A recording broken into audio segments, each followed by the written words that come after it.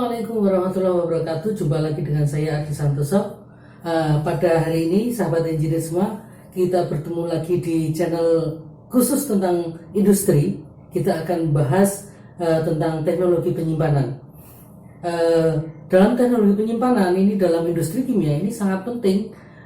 Hal ini karena ketika kita menyimpan bahan ini dengan tujuan tertentu, ya. Jadi kenapa kita harus menyimpan bahan? Karena kita mempunyai tujuan-tujuan tertentu, yaitu tujuan keamanan. Ya, kita akan bahas lebih detail tentang teknologi penyimpanan bahan ini.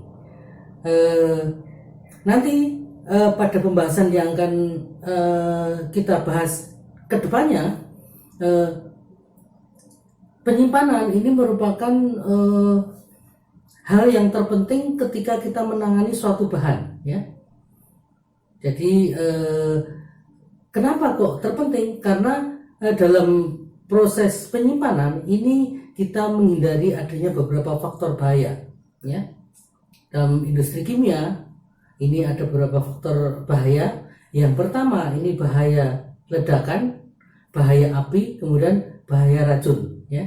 Nah, tiga bahan ini merupakan dasar pijakan kenapa kita harus menyimpan suatu bahan dengan cara yang paling aman, ya. Nah, kita bahas satu persatu tentang faktor bahaya. Yang pertama adalah bahaya api. Ada beberapa bahan yang sangat mudah terbakar atau ada bahan-bahan yang tidak mudah terbakar, ya. Nah, ini kenapa? Karena nanti kita akan bisa melihat berapa flammability limitnya, berapa auto ignition temperaturnya, kemudian berapa flammability-nya, ya. Nah, ini ditinjau dari bahan-bahan yang mudah terbakar. Kemudian ada bahan-bahan yang bersifat racun, ya, ada bahan-bahan yang bersifat racun. Ini bahan-bahan bersifat racun ini kita mempunyai bahan-bahan yang merupakan merupakan racun yang tingkatan tertentu. Apakah ini short exposure atau long exposure atau silane, ya. Jadi nanti ada tiga kategori ini. Kemudian yang ketiga ini bahaya tentang ledakan. Ledakan ini dibagi menjadi dua. Ada deflagratif eksplosif, ada detonatif eksplosif, ya. Nah, bahan-bahan ini yang menentukan kapan kita memilih suatu alat yang sangat bagus atau sangat tepat untuk menyimpan bahan industri kimia, ya. Kita mulai satu persatu dari faktor bahaya api. Dalam bahaya api ini yang terpenting kita harus bisa melihat bahan itu mudah terbakar atau tidak. Ini dilihat dari flash point-nya, ya, pada suhu berapa ketika bahan itu dinaikkan, ya, suhunya dinaikkan sedemikian ketika ada pematik pada suhu berapa bahan itu terbakar. Nah, ini namanya flash point.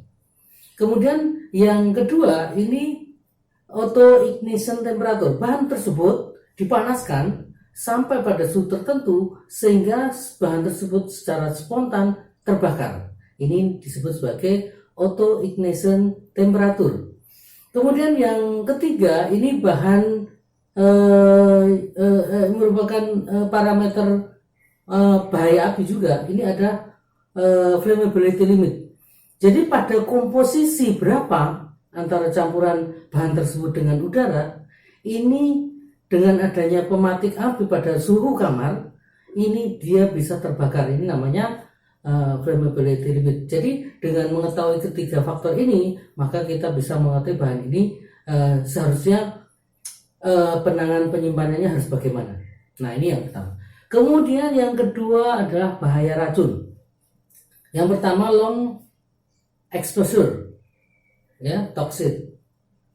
Long exposure toxic ini biasanya pada saat orang ini kontak dengan bahan kimia tersebut, baru pada jangka waktu yang lama dia akan terpapar oleh racun tersebut.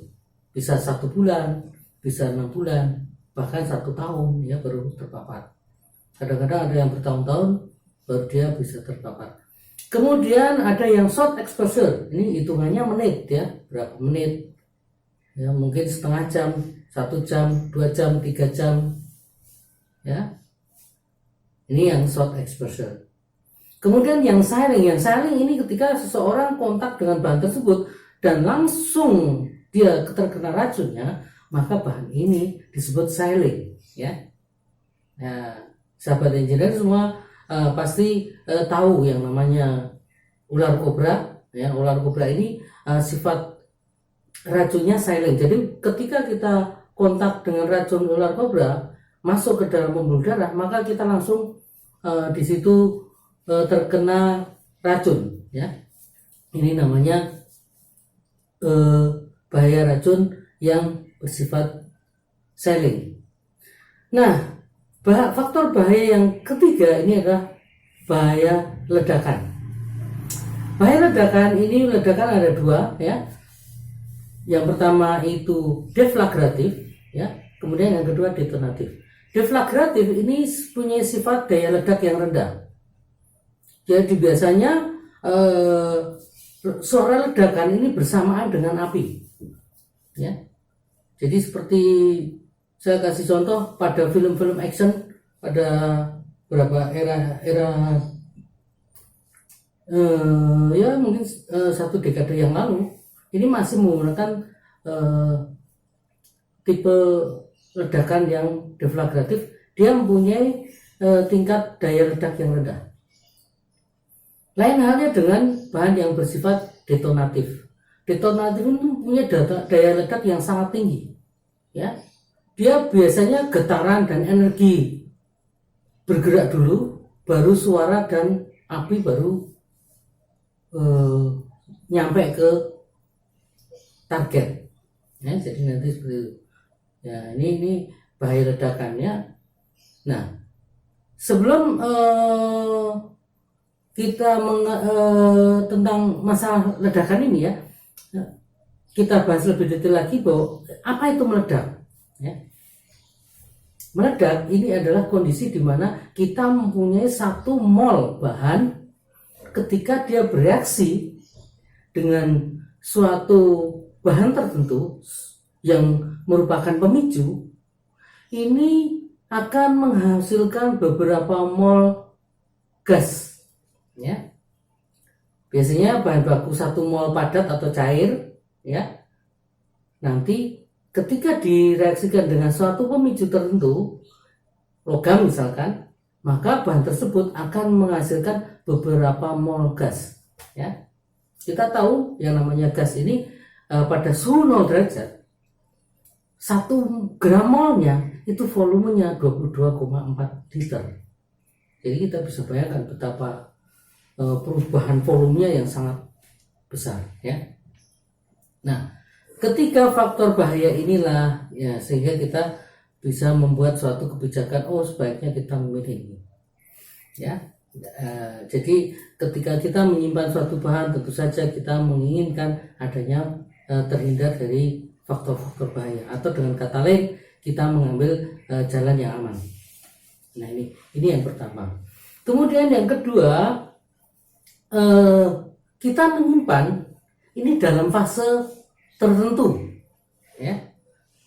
Kita mau menyimpan dalam fase padat. Kita mau menyimpan dalam fase cair.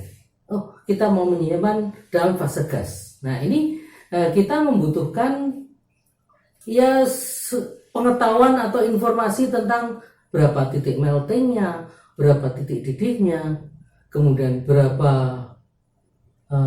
titik kritisnya, ya. Jadi seperti itu. Nah, kita ingat pada pertemuan-pertemuan kemarin, yang namanya bahan itu kalau misalkan di bawah titik meltingnya, ini pasti dia fasenya padat. Di atas suhu melting tapi di bawah titik didih, maka dia fasenya akan cair. Kemudian di atas suhu didih sampai suhu kritisnya, maka bahan tersebut adalah uap. Dan dalam kondisi uap ini kita masih mempunyai kemungkinan untuk menyimpan dalam bentuk fase cair. Kemudian di atas suhu kritis baru kita mempunyai kondisi gas, di mana kita tidak mungkin menyimpan dalam keadaan cair kecuali menurunkan suhunya di bawah suhu kritis. Nah, jadi sahabat engineer semua, kita akan dari data informasi suhu melting, suhu didih, kemudian suhu kritis, kita tahu pada kondisi apa, kemudian fasenya apa. Nah, jadi seperti itu. Sehingga kita menyimpannya pada suhu 30. Kemudian fasenya gas. Nah, berarti nanti alat penyimpan gasnya apa? Pada suhu 30, kemudian fasenya cair, berarti kita menyimpan cair seperti apa? Suhu 30 menyimpan padat, maka alat penyimpannya seperti apa? Jadi nanti seperti itu. Nah, pada penentuan fase ini, data informasi tentang titik melting, tentang titik didih, kemudian satu lagi tentang suhu kritis, ini sangat penting dan mutlak harus tersedia, ya. Kemudian ketika kita menyimpan suatu bahan, apa itu bahannya? Kondisi yang paling ekonomis atau paling murah ini adalah pada kondisi lingkungannya, pada kondisi 30 derajat, pada tekanan 1 atmosfer. Ini paling murah atau paling ekonomis, ya. Jadi nanti ketika kita memiliki suatu bahan, usahakan mengambil suhunya 30 atau mengambil tekanannya 1 atmosfer, ya. Kalau perlu dua-duanya, suhunya 30, tekanan 1 atmosfer. Tapi kalau tidak, paling tidak ya sah satu. Ya terpaksa nih dua-duanya, ya wes nggak masalah. Jadi nanti seperti itu. Tetapi nanti berdampak ke faktor perancangan. Jadi nanti seperti itu. Nah, kemudian apa sih syarat-syarat suatu bahan itu memenuhi syarat untuk syarat-syarat keamanan, ya, untuk menyimpan bahan. Yang pertama, bahan tersebut harus memenuhi mekanisme FIFO, first in first out. Artinya ketika bahan ini masuk, bahan itu yang masuk itu harus keluar lebih dulu, ya, sehingga tidak ada bahan yang mengendap dalam jangka waktu yang terlalu lama, ya. Misalkan kita mempunyai sebuah gudang di supermarket atau di mana, ya, maka posisi peletakan bahan tersebut ini sangat penting, ya. Ya, jangan sampai nanti terjadi pembusukan beras di pojok paling bawah karena bertahun-tahun nggak diambil. Nah, jadi seperti itu. Sehingga nanti muncul yang namanya beras kupon. Nah, ini sebenarnya hanya masalah faktor penyimpanan, ya. Harusnya ditata sedemikian rupa ketika bahan tersebut diambil, ditaruh pertama kali, ini harus diambil pertama kali. Ya, jadi nanti seperti itu, harus memenuhi mekanisme FIFO. Kemudian yang kedua, saya katakan tadi menyimpan yang paling murah ini suhu kamar tekanan 1 atmosfer. Kemudian yang ketiga ini memenuhi standar keamanan. Standar keamanan? Ya, memenuhi faktor bahaya yang tadi, ya. Bagaimana penanganan suatu bahan yang bersifat racun, bagaimana suatu bahan bersifat mudah terbakar, ya. Nanti mungkin bisa membuat atau mencantumkan kode-kode tertentu pada tangki penyimpanan. Apakah dia bersifat mudah terbakar, biasanya dengan simbol api. Apakah bahan itu bersifat racun, biasanya bersimbol tengkorak, ya, sekul, ya. Atau bahan yang bersifat eksplosif atau bersifat radiatif. Nah, nanti kemudian harus ada jaminan keamanan ketika menyimpan. Jadi ketika menyimpan suatu bahan ini harus ada standar-standar tertentu sehingga bahan tersebut aman, ya. Artinya gini, apabila seorang karyawan dalam industri atau dalam pabrik tersebut memasuki area pabrik, kondisinya aman. Karena apa? Karena tangki penyimpanan sudah dirancang sedemikian rupa. Ini tidak akan membahayakan karyawan yang ada di perusahaan tersebut. Contoh misalkan